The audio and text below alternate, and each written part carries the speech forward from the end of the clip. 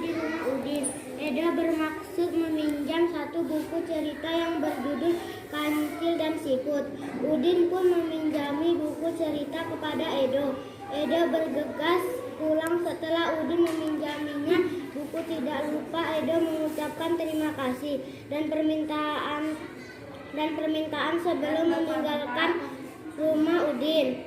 Nah, dari teks yang dibacakan teman kita Erin tadi, kira-kira sikap baik apa yang perlu kita teladani dari Udin dan Edo?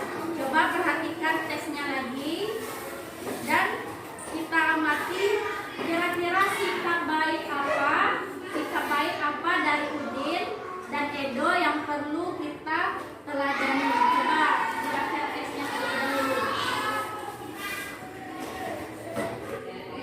Ayo, ada yang bisa menjawab sikap baik Udin yang perlu kita teladani apa?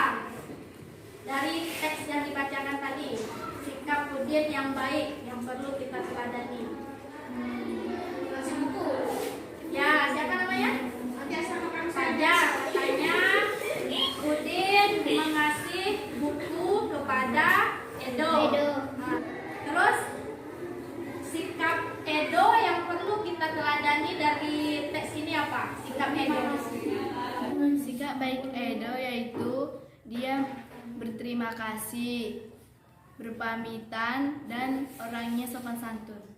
Ya, betul sekali pendapat dari teman-teman kita, yang mana sikap baik yang perlu kita teladani dari Udin tadi yaitu Udin orangnya baik.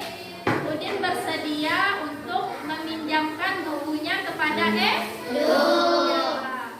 Dan sikap ini perlu kita teladani karena kita sesama manusia, kita sesama teman itu harus saling tolong menolong.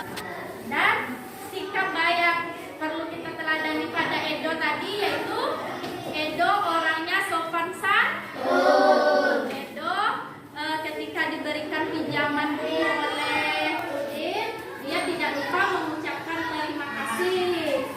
Nah, dari teks ini si Udin tadi punya sebuah buku cerita tentang ya. Sekarang perhatikan pada halaman 102. Di sini ada sebuah contoh cerita bergambar tentang si Kancil dan si Siput. Ibu bacakan ceritanya. Tolong anak-anak amati apa kira-kira yang terkandung dari cerita tersebut. Ya. Alkisah diceritakan bahwa Raja Siput mengetahui akan kedatangan makhluk yang paling cerdik, yaitu si Kancil di perkampungannya. Raja Siput mengumpulkan warganya untuk bersiap-siap menghadapi kecerdikan si Kancil. Saat si Kancil datang, Raja Siput menyambutnya. Dengan kepongahan dan kesombongannya, si Kancil bercerita tentang kecerdikannya yang berhasil mengelabui harimau dan manusia.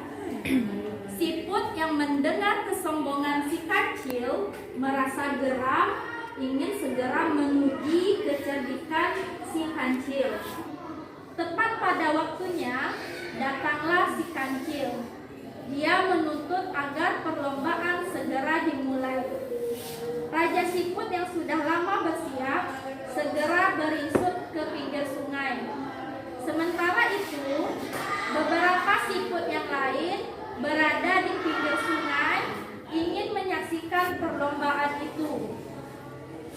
1, 2, 3. Si Kancil pun memberi komando tanda perlombaan dimulai.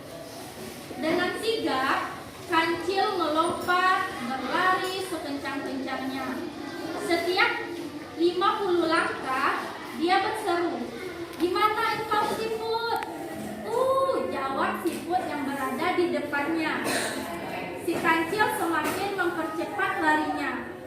Lalu terdengar lagi si kancil berseru, "Di mana engkau, Siput?" Kata si Siput. Kembali terdengar jawaban Siput yang telah berada di depannya. Si kancil menjadi marah dan kian memperkuat larinya. Si kancil tidak dapat mengalahkan Siput dalam perlombaan itu. Dia tidak dapat menerka taktik yang dipakai oleh Raja Siput dan anak-anak buahnya.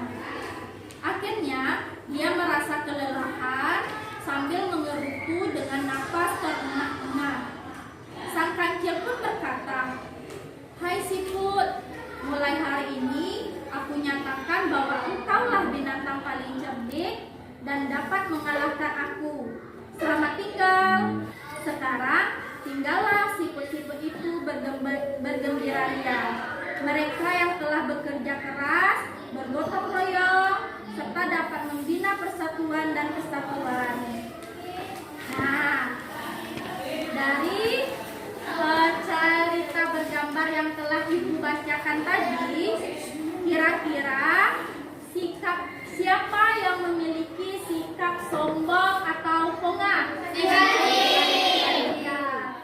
Si kancil memiliki sikap sombong. Sekarang Ananda semuanya tuliskan di buku tulisan Anda bagaimana pendapat Ananda semua tentang sikap sombong dari kancil.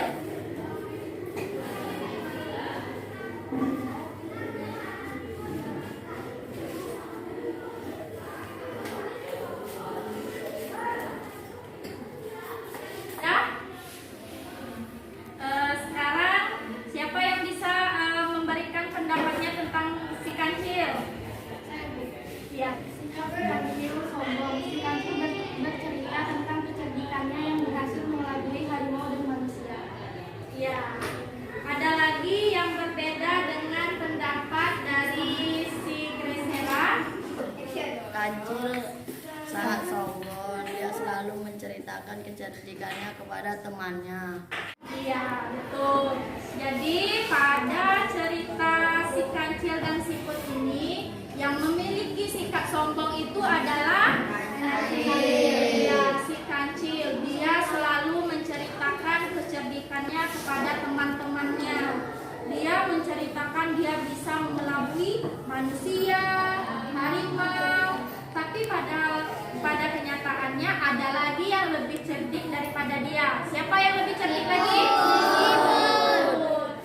Dari cerita bergambar yang kita bacakan tadi, cerita bergambar ini sering disingkat dengan yang namanya cergam. Ya, cerita bergambar ini adalah suatu perpaduan antara gambar dan teks yang menjadi satu kesatuan sehingga menjadi sebuah cerita yang bermakna dan indah. Adapun langkah-langkah yang harus kita perhatikan dalam membuat cerita bergambar ini, yang pertama kita tentukan tema atau ide dari sebuah cerita ini. Yang pertama kita harus menentukan idenya yang terlebih dahulu. Misalnya contohnya tadi dari sebuah cerita siput dan kancil, ide atau temanya yaitu si kancil yang cerdik, itu temanya, ya. Yang kedua, langkah selanjutnya dalam kita membuat gambar cerita yaitu kita tentukan karakter dari setiap tokoh, baik tokoh utama maupun tokoh pembantunya.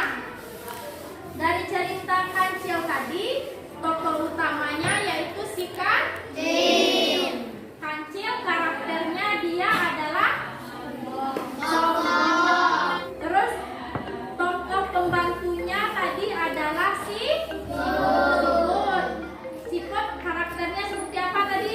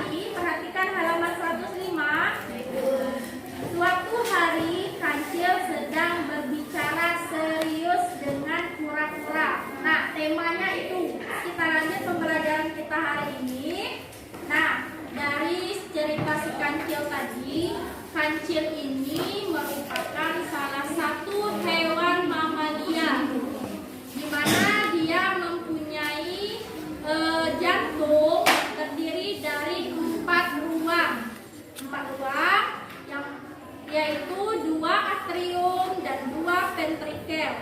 Organ peredaran darah pada hewan itu dia terdiri dari 2 bagian, yaitu peredaran darah tertutup dan peredaran darah terbuka. Kalau peredaran terbuka, dia itu tidak melewati pembuluh darah. Darahnya tidak melewati pembuluh darah. Sedangkan kalau tertutup dia melewati pembuluh darah. Contoh yang pertama si kura-kura. Kura-kura ini dia mempunyai organ peredaran darah, yaitu jantung, paru-paru, dan pembuluh darah. Dia peredaran darah terbuka apa tertutup? Terbuka. Ya, kalau terbuka dia melewati pembuluh darah atau tidak? Tidak. Kalau terbuka dia melewati apa tidak? Tidak. Ya.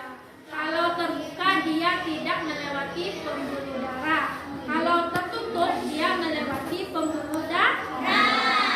Sekarang pertanyaannya, bagaimana cara kita memelihara agar organ darah tersebut agar si hewan ini menjadi hewan yang sehat, tidak mudah mati. Sekarang Ananda kerjakan latihan di buku paket. Sekarang Ibu minta untuk salah satu teman kita menyimpulkan apa saja cara memelihara organ peredaran darah.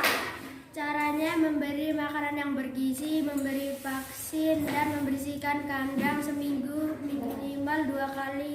Baik, itulah pembelajaran kita hari ini, di mana dapat Ibu simpulkan tadi kita sudah mengetahui tentang gambar cerita. Gambar cerita adalah suatu perpaduan antara gambar dan teks yang menjadi satu kesatuan dalam sebuah cerita yang bermakna. Yang kedua, kita sudah mengetahui langkah-langkah dalam membuat sebuah cerita. Yang pertama, tentukan temanya. Yang kedua, kita tentukan karakter dari tokohnya. Yang ketiga, kita tentukan, kita buat alur dari cerita tersebut. Dan yang keempat, kita buat gambar dari cerita tersebut. Dan nantinya tugasnya yaitu kita membuat sebuah gambar cerita di rumah. Selanjutnya kita simpulkan